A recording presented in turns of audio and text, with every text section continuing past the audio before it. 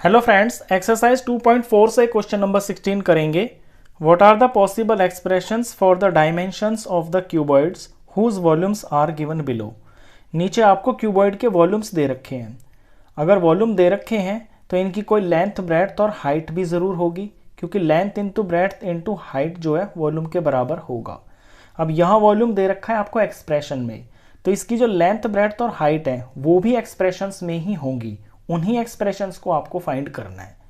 तो expressions find करने के लिए सिंपली इसका हमको फैक्टराइजेशन करना है।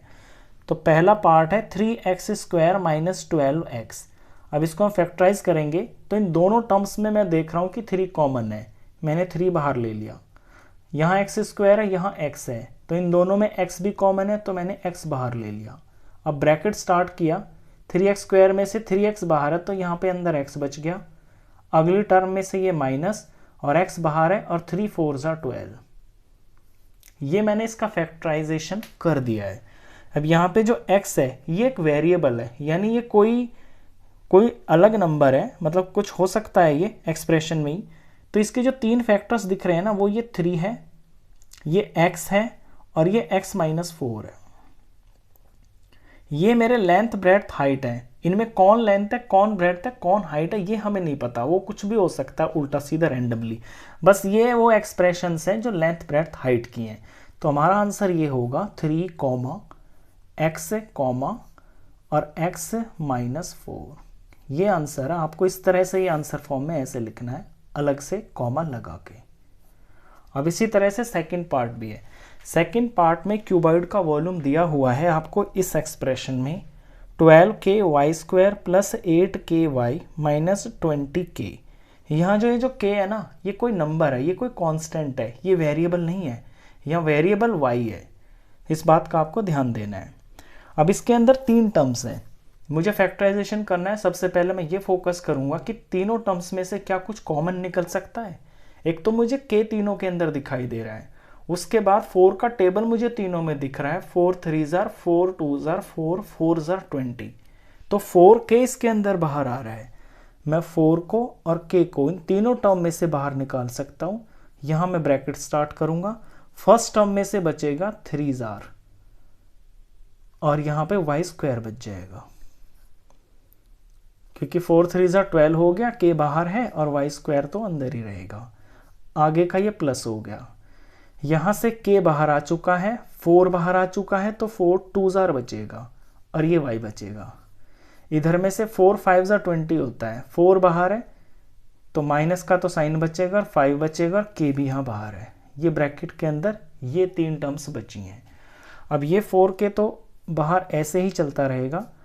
अंदर में आप देख रहे हो कि क्वाड्रेटिक पॉलिनोमियल बन गया है। ये y² की टर्म, ये y की, और यहाँ पे बिना y वाली। तो इसको हम फैक्टराइज कर सकते हैं। इसके 2 फैक्टर्स आएंगे, स्प्लिटिंग मिडल टर्म मेथड हम इसके अंदर यूज करेंगे। तो 3 और इनटू में ये जो 5 है, y का स्क्वायर का कोफिशिएंट और ये जो बिना y वाला नंबर है, इनका करते हैं प्रोडक्ट। 3 5 15 आ गया। 15 के निकालते हैं प्राइम फैक्टर्स, 3 से जाएगा तो 5 आया, 5 से जाके 5 1 आ गया। 3 और 5 को यूज करके, यानी इनको ऐड करके हमें बनाना होगा बीच का नंबर, जो कि प्लस का 2 है। अब 3 और 5 से जो बनाना है वो प्लस का 2 है, तो हमें ऐड करने होते हैं ये दोनों नंबर्स। ये दोनों नंबर्स हमारे प्लस के भी हो सकते हैं, माइनस के भी हो सकते हैं, या कोई एक इनमें प्लस माइनस का हो सकता है। तो अगर मुझे प्लस का 2 बनाना है तो मुझे बड़े वाले को प्लस लेना होगा और छोटे को माइनस लेना होगा, क्योंकि +5 और -3 ये प्लस का 2 बनेगा। तो इस +2y को मैं ब्रेक करूंगा -3y प्लस 5y के अंदर। 3y² वाली टर्म सेम टू सेम रहेगी। इन दोनों नंबरों में से मैं कोई भी आगे पीछे लिख सकता हूं, उससे आंसर पे कोई फर्क नहीं पड़ेगा। 3y वाले को मैं पहले लिख देता हूं, क्योंकि यहाँ कॉमन लेने में आसानी हो जाएगी। तो -3y और फिर प्लस का 5y और आगे -5। अगर मैं इनको 5y पहले लिख देता और -3y बाद में लिख देता तो भी आंसर मेरा सेम आता। मैंने यहाँ पे थोड़ा सा स्मार्टली सोच लिया कि 3y को मैं 3 वाले के साथ ले लेता हूँ, 5 वाले को मैं 5 वाले के साथ ले लेता हूँ, कॉमन आसानी से दिख जाएगा। अब अगले स्टेप में देखिए, 4k तो ऐसे ही चलता रहेगा, और ये बड़ा ब्रैकेट मैंने यहाँ स्टार्ट कर लिया।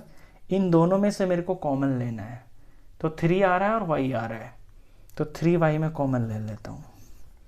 छोटा ब्रैकेट स्टार्ट, यहाँ से y बचेगा, ये माइनस 3y बाहर आ गया, तो यहाँ से 1 बच गया। अब इन दोनों में 5 कॉमन आ रहा है, तो मैंने 5 कॉमन ले लिया। इसके बाद यहाँ से y बच गया, ये माइनस का साइन, और 5 1 जार 5, जब कुछ नहीं बचता ना, 5 बाहर आ गया ना, तो 1 जार तो है ना, तो 1 जार, तो 1 बच गया, ये ब्रैकेट क्लोज।